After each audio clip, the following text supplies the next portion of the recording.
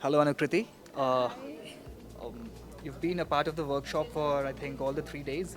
I would like to know what was your topic of presentation and what you really learned here.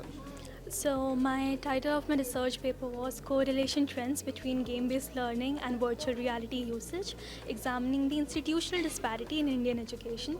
So, the main purpose of doing this research was most of the existing studies were qualitative in nature.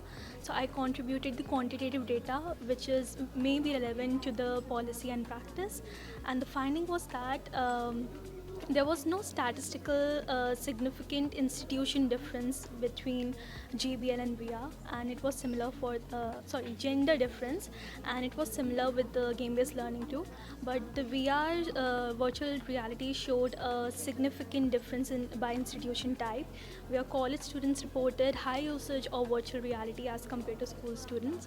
So this was the finding of my research paper, and it was my first time doing a research. So it meant a lot to me, and it's like a privilege coming into this conference. I'm really happy, and I got amazing feedback from the professor themselves.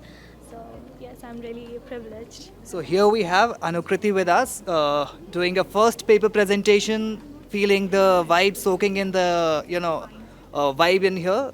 And just one last question, Anukriti. How did you feel this session or these sessions past days are going to help you as a scholar or let's say as a student?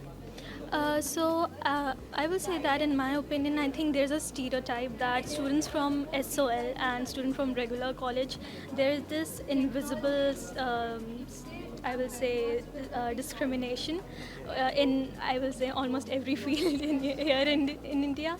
So I believe that this conference and through new policies, the stereotypes can end, and I believe and I hope that a student from SL can also get the equal opportunity regardless of any discrimination. Thank you.